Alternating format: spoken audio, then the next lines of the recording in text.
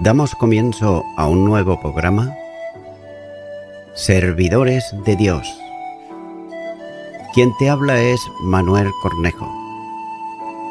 Estaré compartiendo la palabra de Dios y lo haré de una manera expositiva, versículo a versículo. Y en esta ocasión será en el Evangelio de Juan, capítulo 18 y versículo 12, dice: Entonces la compañía de soldados, el tribuno y los alguaciles de los judíos prendieron a Jesús y le ataron. Ahora ya, resuelto el incidente con Maleo, la compañía de soldados, mandada por el tribuno, a los que se le unieron también los alguaciles del templo, echaron mano a Jesús, sujetándole y atándole con cuerdas. Probablemente tenían instrucciones muy concretas, sobre todo las guardias del templo, para que no se repitiese nuevamente lo que ocurrió antes, cuando los enviaron para que entregase a Jesús y vinieron sin él. Ya que todos ellos conocían el poder de Cristo, y por esta razón se debieron de arrojar sobre él para sujetarle firmemente mientras otros le ataban las manos. Probablemente se las colocaron a la espalda para mayor seguridad. Aquella forma era una manera habitual para trasladar de un lugar a otro a un preso, condenado a muerte, o también a un delincuente que solían ser muy violentos. Pero he de destacar la mansedumbre de Jesús, que consiste y permite que los hombres le aten. Era la hora de la confrontación. Era la hora del sufrimiento y de la muerte, pero esencialmente era la hora del amor. En obediencia total de Jesús al Padre, que le había enviado, él inicia la andadura en el huerto de Getsemaní, que va a llevarle a la cruz, pasando primero por la burla, desprecio de los hombres, en una infame dimensión de la justicia humana. También ha de tenerse en cuenta que todo el proceso de Cristo va a hacerse en nombre de la religión y de la justicia. Quienes buscaban en la noche un motivo para condenarle a muerte, aunque ya la sentencia estaba determinada desde antes, serán los primeros en quebrantar abusivamente no solo la ley divina, sino la de los hombres también. Jesús, atado para que nosotros podamos ser verdaderamente libres. Como dice el Evangelio de Juan, capítulo 8 y versículo 36, dice: Así que, si el Hijo os libertare, seréis verdaderamente libres. Continúo ahora con el versículo 13, donde dice: Y le llevaron primeramente a Anás, porque era suegro de Caifás, que era sumo sacerdote aquel año. Y en atención al viejo sumo sacerdote, el grupo de sicarios llevaron a Jesús a casa del que lo había sido por años. Y a diferencia de los sinópticos que omiten el paso por la casa de Anás para situar a Cristo directamente en la de Caifás, entonces Juan precisa el recorrido que pasa primeramente por este lugar.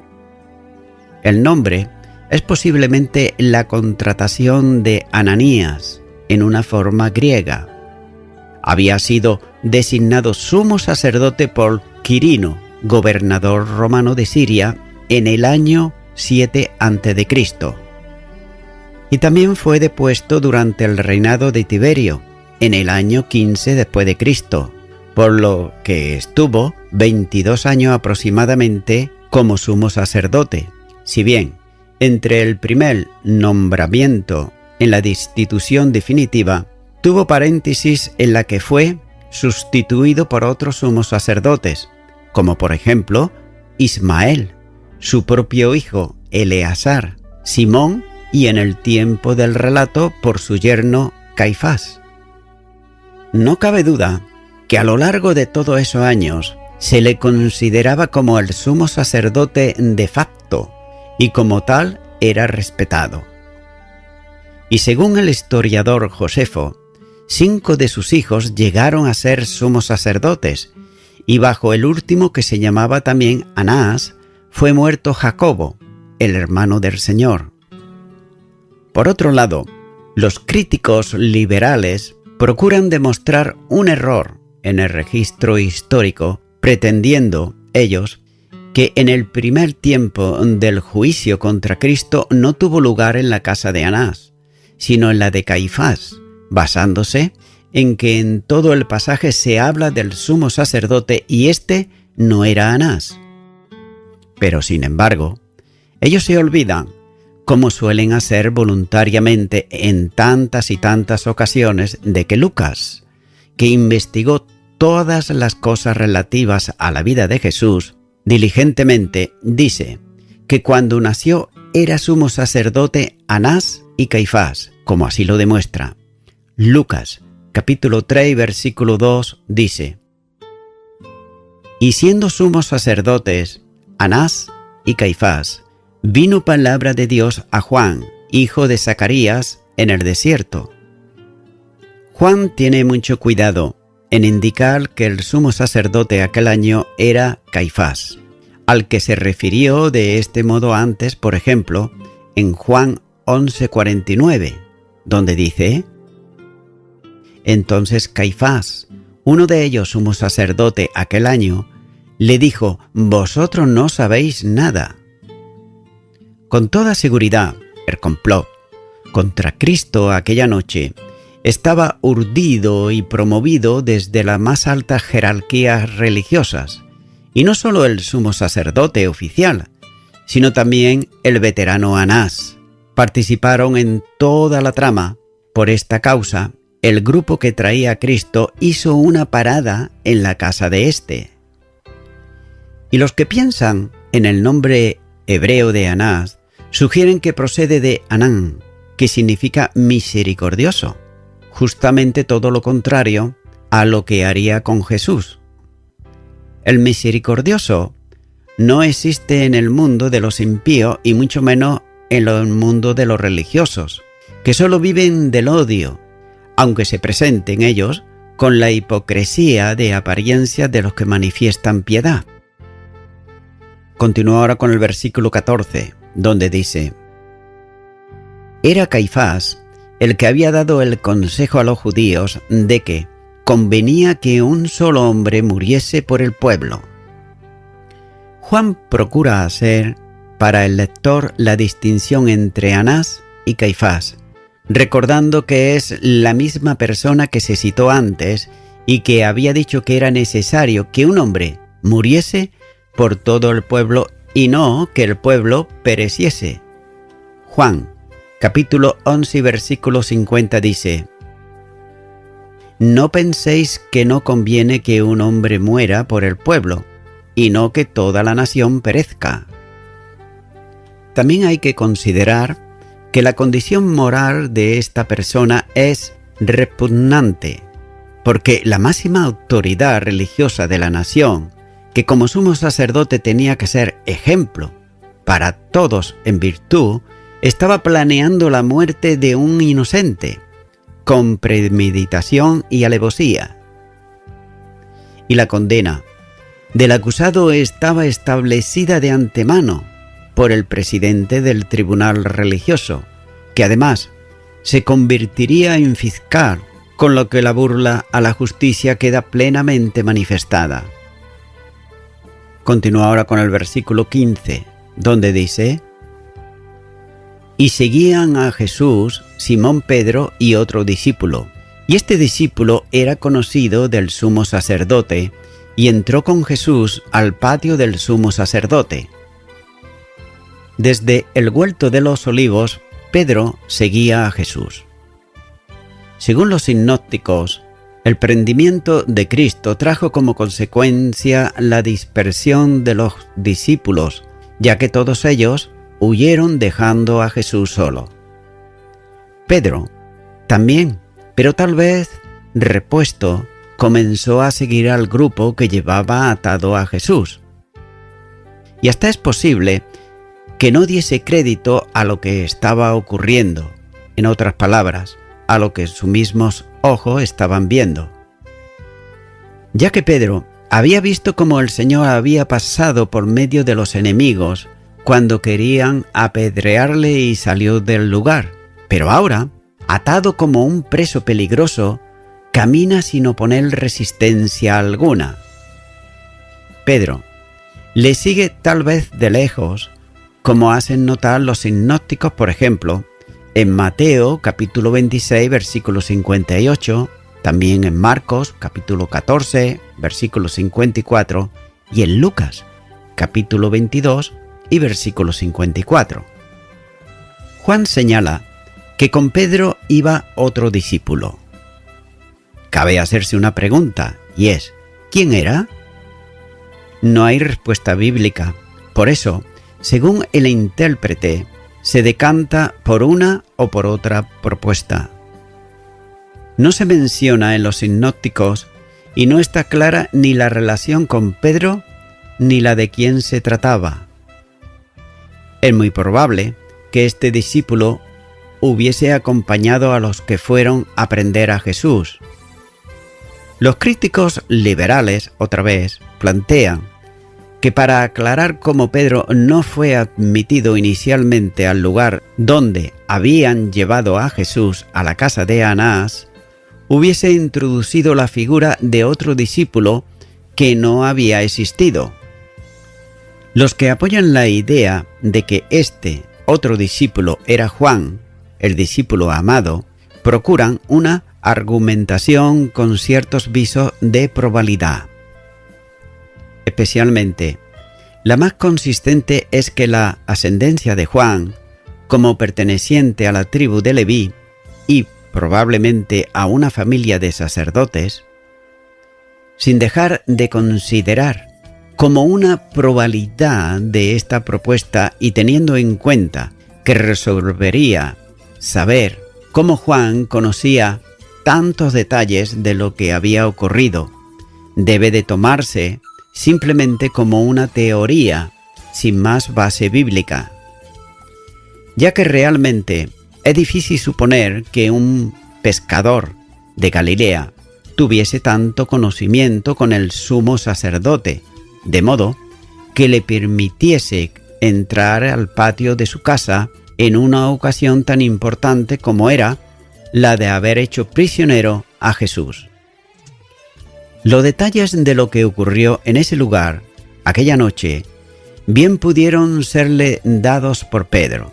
De ahí que cuente las negaciones y también se ocupe extensamente en la restauración de quien le había negado. Pero lo más probable es que se tratase de uno de los discípulos secretos que Jesús tenía en Jerusalén, como por ejemplo eran Nicodemo y José de Arimatea, entre otros. Posiblemente podía ser un fariseo que había creído que Jesús era el Mesías, viendo las señales que hacía, como ocurrió precisamente con Nicodemo, e incluso tal vez pudiera pertenecer al Sanedrín. ¿Acaso fue con los que prendieron a Jesús para ver en qué terminaba todo aquello? Si fue así, se entiende que pudiera tener acceso al lugar en que solo pasaban los conocidos y los servidores del sumo sacerdote. Nótese que éste entró con Jesús, es decir, con todos los que habían traído a Cristo hasta la casa de Anás. El lugar a donde asedió era el atrio de la casa, un lugar amplio, seguramente que un patio descubierto rodeado de galerías cubiertas. Ese debió ser el lugar a donde entró junto con los que habían prendido a Jesús. Continúa ahora con el versículo 16, donde dice: Mas Pedro estaba fuera a la puerta. Salió pues el discípulo que era conocido del sumo sacerdote, y habló a la portera e hizo entrar a Pedro.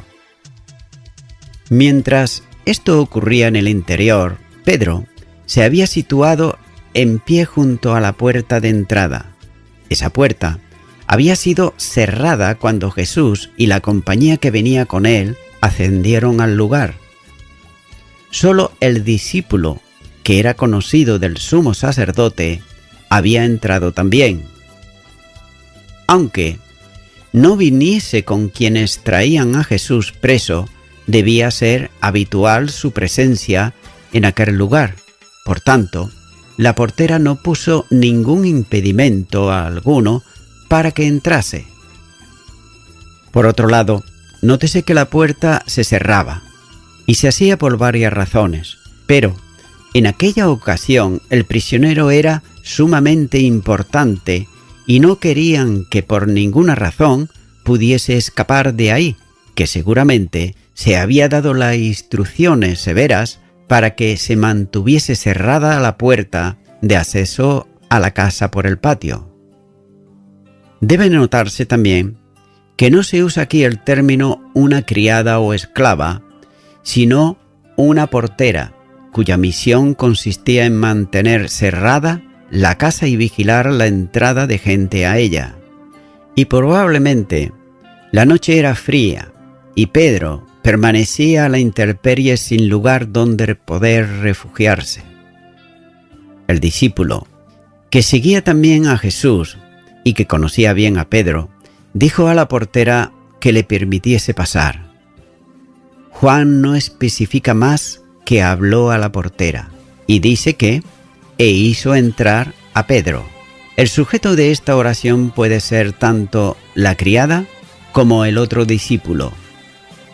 Esto es, él le introdujo o también ella le dejó entrar. Pero no importa quién fuese el que consiguió la entrada, lo importante es que Pedro, que estaba afuera, accedió al interior. Continúa ahora con el versículo 17, donde dice: Entonces la criada portera dijo a Pedro: ¿No eres tú también de los discípulos de este hombre? Dijo él: No lo soy. Nótese que nada más acceder al interior del patio, la misma portera, mediante una interrogativa directa, pregunta a Pedro si no era él del grupo de seguidores de ese hombre. Téngase en cuenta la construcción gramatical de la pregunta de la portera, que pudiera aplicarse si no estuviese la respuesta de Pedro al otro discípulo. Seguramente que ella sabía que él le habló para que dejase entrar a Pedro. Sentía como mínimo simpatía por Jesús. Además, era conocido entre las esferas de la alta sociedad religiosa e incluso entre los fariseos. Había partidarios de Jesús, que como mínimo lo consideraban como el enviado de Dios, como dice Juan capítulo 3 y versículo 2. La partícula negativa no tiene aquí el sentido de un no de afirmación posible, pero también pudiera dar a entender una afirmación colectiva, es decir, ¿tú también como otros muchos eres discípulo de ese hombre? Hay que considerar aquí que la tentación había comenzado y Pedro sucumbe en ella. Con un rápido y mentiroso «no soy», responde a la pregunta. Aquella noche iba a ser crucial para el discípulo. La promesa firme de morir por Jesús y de no abandonarlo había quedado sin cumplimiento en el huerto, pero ahora Pedro niega al Maestro, afirmando que no era de los suyos. Ahora bien, ¿era el miedo? Pudiera buscarse, sin embargo, muchas razones. Pero lo único cierto es que, como Cristo le había anunciado, ahora le negaba delante de los hombres, más aún, delante de una criada, tal vez una esclava, que le preguntó sin acusación alguna sobre su vinculación con Jesús. Lucas dice que aquella mujer fijó los ojos en Pedro antes de preguntarle, como dice el Evangelio de Lucas, capítulo 22 y versículo 56. El modo de formular la pregunta debió inquietar sumamente a Pedro, que temía ser descubierto como discípulo de Jesús y ser tratado de igual modo que lo era el Señor. Continúa ahora con el versículo 18, donde dice: Y estaban en pie los siervos y los alguaciles que habían encendido un fuego, porque hacía frío y se calentaban, y también con ello estaba Pedro en pie calentándose. En el recinto se habían congregado todos los que fueron enviados para traer preso a Jesús. Los soldados romanos habían seguido a su destacamento militar en la Torre Antonia. Y las noches de primavera suelen ser frías en Jerusalén, de modo que, en el patio donde estaban los siervos del sumo sacerdote y los alguaciles del Sanedrín, habían hecho un fuego con carbones y se calentaban. Pero mientras tanto Jesús había sido llevado a un lugar dentro de la casa de Anás para ser interrogado. Probablemente daba al patio, pero ni dentro del lugar se oían a los que estaban fuera, ni los del patio escuchaban lo que se producía dentro. Y hasta es posible que desde donde estaba Pedro pudiese ver al maestro puesto en pie y atado delante del sumo sacerdote y de los miembros del concilio que se habían reunido allí. Juan deja de momento las negaciones de Pedro para dar un dato personal. Estaba con los que habían actuado contra Jesús, prendiéndole, y como ellos de pie se calentaba con los sicarios con el mismo fuego que habían encendido. Por otro lado, produce una gran tristeza aquella situación del discípulo de Jesús, ya que estaba en el lugar que no le convenía, zarandeado por el tentador que iba a hacerle caer aún todavía más. Ahora bien, ¿qué seguía esperando Pedro para estar allí? Según Mateo, lo hacía para ver el fin, como dice Mateo capítulo 26, versículo 58. Mas Pedro le seguía de lejos hasta el patio del sumo sacerdote, y entrando, se sentó con los alguaciles para ver el fin. Es decir, ¿en qué acababa todo aquello? Es posible que esperase que terminara de otro modo a como Jesús le había anunciado. Incluso Judas posiblemente esperaría que de algún modo milagrosamente saldría libre de quienes le habían hecho prisionero. Pero tal vez no prestaban atención a las palabras de la profecía del Antiguo Testamento, de modo que el tiempo del infinitamente preciso reloj de Dios marcaba el momento para la muerte del Salvador. Continúa ahora con el versículo 19, donde dice: Y el sumo sacerdote preguntó a Jesús acerca de sus discípulos y de su doctrina.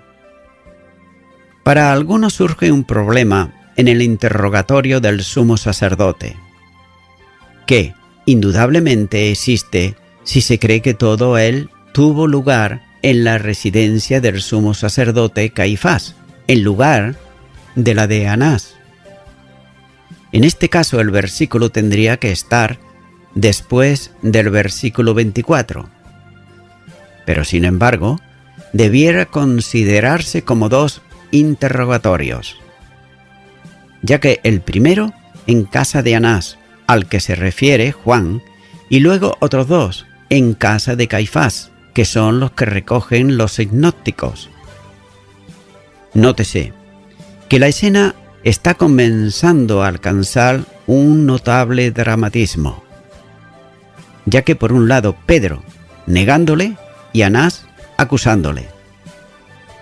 Los momentos de aflicción sobre la persona de Jesucristo habían comenzado ya. Las preguntas de Anás, el gran enemigo de Jesús, más que un interrogatorio, era la investigación de un fiscal que buscaba motivos legales para acusarle de alguna manera.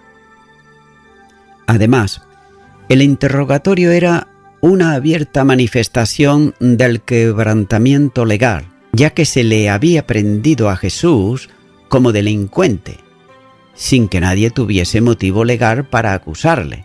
Esa era la razón por la que el astuto sumo sacerdote le preguntaba para hacer que se le acusara a sí mismo. El atropello de la ética es manifiesto y más lamentable en manos de un religioso que debería ser, por otro lado, ejemplo para todos. La primera acusación se intentaba establecer sobre los discípulos, o en general, los seguidores de Jesús. Buscaban poner de manifiesto que estaba procurando un grupo de personas comprendidas con él, que abandonaban la tradición religiosa de los judíos, no de sí mismo, sino por instigación de Jesús. En esa pregunta se abría también otra vía, que no cabe duda estaba en la mente de este perverso, y era la posibilidad de acusarle ante Roma de sedicioso, que buscaba un grupo de apoyo para hacerse rey. Con todo, esta pregunta produciría en Jesús una profunda tristeza, ya que ninguno de aquellos por los que le preguntaba a Anás estaba presente en el juicio. No eran discípulos firmes en sus convicciones y en su determinación de seguir a Cristo. También preguntó a Jesús en relación con su doctrina, es decir, con lo que enseñaba. Tengas en cuenta que en todo esto se estaba cumpliendo la profecía, puesto que ningún profeta podía morir fuera de Jerusalén, sede del alto tribunal religioso de la nación. En cambio, nada se le pregunta sobre los hechos de poder que había realizado durante su ministerio, como por ejemplo, milagros de dimensión tal que habían traspasado los límites de Israel para alcanzar las naciones del entorno. Y voy concluyendo ya con esto. El sumo sacerdote preguntó a Jesús acerca de sus discípulos y de su doctrina. Con esta pregunta habrá querido sugerir que los discípulos de Jesús eran culpables de alguna conspiración contra los judíos o contra los romanos. En esto, el sumo sacerdote mostraba su hipocresía, ya que sus espías habían seguido a Jesús por meses, años, buscando ocasión en contra de él. Por tanto, el sumo sacerdote ya sabía todo lo que había de saber acerca de Jesús y de sus discípulos, sus enseñanzas y sus señales. Le hizo preguntas, pero la hizo solo con la esperanza de atraparle en sus palabras y de esa manera hacer acusaciones formales en contra de él. Estimado y estimada oyente, todas las personas, en algún momento dado en nuestra vida, solemos decir que somos tal y cual persona, que haremos esto y que haremos lo otro, aunque lo dicho nos lleve aún quizás hasta la vida por la promesa que acabamos de hacer. Pero la cosa es muy distinta cuando llega la hora de demostrarlo, es decir, lo que dijimos que somos y lo que haríamos, pero cuando llega el momento, la cosa cambia. ¿Y sabes por qué? Porque una cosa es lo que decimos y otra muy distinta lo que se hace. Los religiosos, por ejemplo, dicen una cosa en cuanto a la palabra de Dios, pero ellos hacen otra muy distinta. Amigo y amiga oyente, Pedro le falló a Jesús, ya que la fe de Pedro en esos momentos era una fe débil, pero él pensaba que era fuerte. Por eso Jesús le dijo anteriormente que, llegado el momento, le negaría. Es por eso que, amigo y amiga oyente, tal vez a ti te haya pasado como a Pedro, que le has fallado a Jesús en el pasado, o tal vez hace poco tiempo. Por ello, ahora puedes reconciliarte nuevamente con Dios por medio de Jesucristo, y en la hora de orar y pedirle perdón a Dios y reconciliarte con Él de nuevo. Si nunca antes has hecho la oración de fe para recibir a Cristo en tu corazón, también te animo a que ores y repitas esta oración de fe. Repite y di ahí a donde estás. Señor Jesús, en verdad que te he fallado, no una, sino muchas veces. Hasta ha llegado el momento de no creer en ti.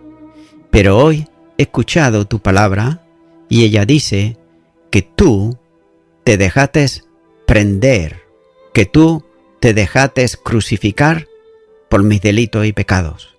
En este momento, yo te pido perdón por todos mis pecados y me arrepiento de ellos, y te recibo como mi único y suficiente Salvador. En el nombre de Jesús. Amén.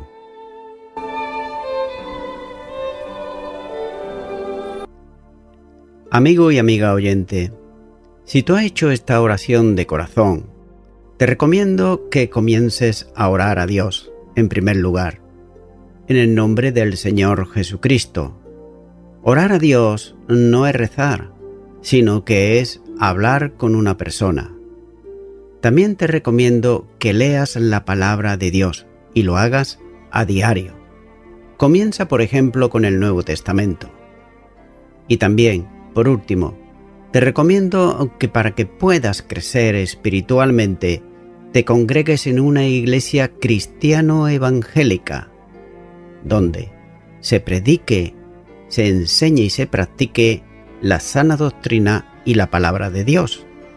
Congrégate ahí y con el tiempo podrás crecer espiritualmente y también servir al Señor Jesucristo. Que Dios te bendiga. Y a toda la audiencia, nuevamente ya me estoy despidiendo de todos ustedes y será hasta el próximo programa. Que Dios os bendiga a todos.